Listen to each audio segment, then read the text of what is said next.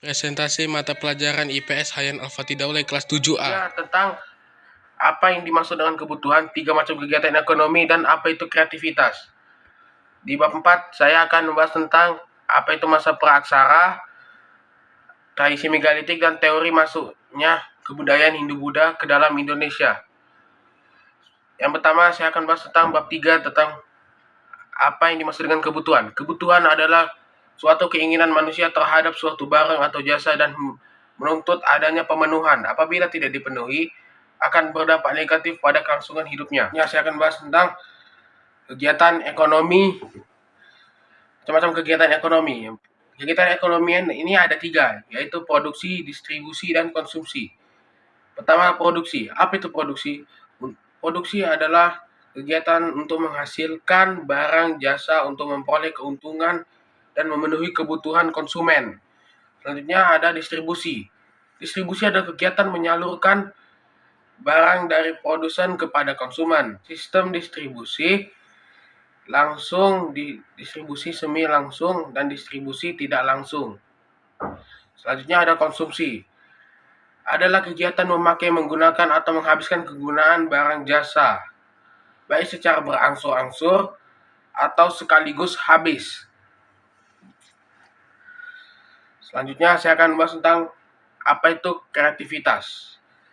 Kreativitas adalah kemampuan seseorang untuk menciptakan sesuatu yang baru, baik itu berupa gagasan maupun karya nyata yang relatif berbeda dengan yang ada sebelumnya.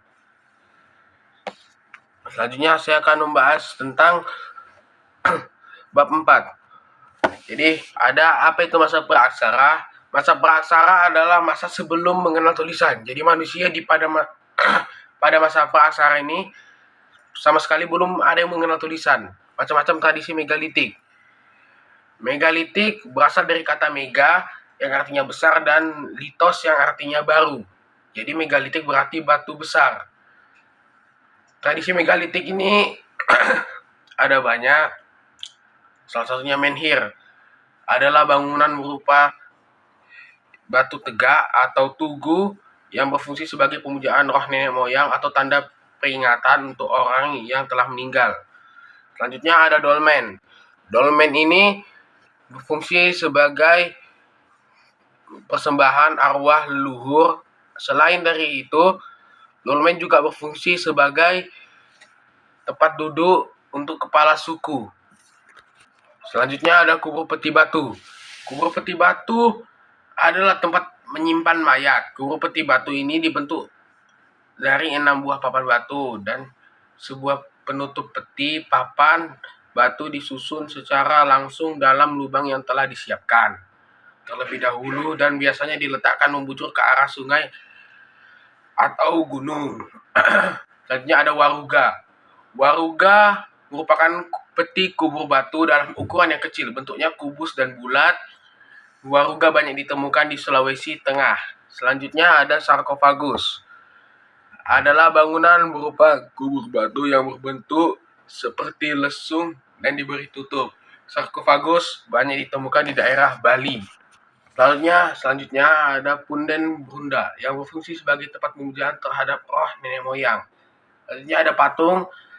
Patung masih sangat sederhana, umumnya berbentuk binatang atau manusia.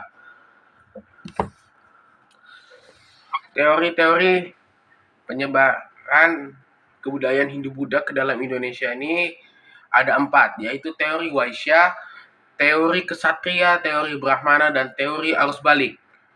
Jadi teori Waisya ini, pada saat itu pedagang India yang berdagang di Indonesia sedang menunggu perubahan arah angin. Jadi mereka menetap sementara di Indonesia dan terjadilah perkawinan, memungkinkan terjadinya perkawinan yang akhirnya mulai dari sini pengaruh kebudayaan Hindu-Buddha menyebar dan menyerap dalam kehidupan masyarakat Indonesia.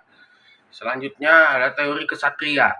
Teori ini para kesatria ini India ini ada yang terlibat konflik masalah perebutan kekuasaan Indonesia. Bantuan yang diberikan oleh para kesatria ini sedikit banyak membantu kemenangan bagi salah satu kelompok atau suku di Indonesia yang bertikai. Sebagai hadiah atas kemenangan itu, ada di antara mereka yang kemudian dinikahkan dengan salah satu putri dari kepala suku atau kelompok yang dibantunya. Dari perkawinan itu, para kesatria dengan mudah menyebarkan tradisi Hindu-Buddha kepada keluarga yang dinikahinya tadi. Selanjutnya ada teori Brahmana. Teori ini didasarkan pada pengamatan terhadap sisa-sisa peninggalan kerajaan yang bercorak Hindu-Buddha di Indonesia, terutama pada prasasti-prasasti yang menggunakan bahasa Sanskerta dan huruf Pallava. Karena hanya golongan Brahmana yang menguasai bahasa dan huruf itu, maka sangat jelas di sini adanya peran Brahmana. Selanjutnya ada teori arus balik. Teori arus balik ini pada saat itu pemuda Indonesia yang pergi ke India dan mempelajari kebudayaan Hindu-Buddha. Dan pada saat itu mereka menyebarkannya ke Indonesia. Mungkin itu saja yang bisa saya jelaskan. Assalamualaikum warahmatullahi wabarakatuh.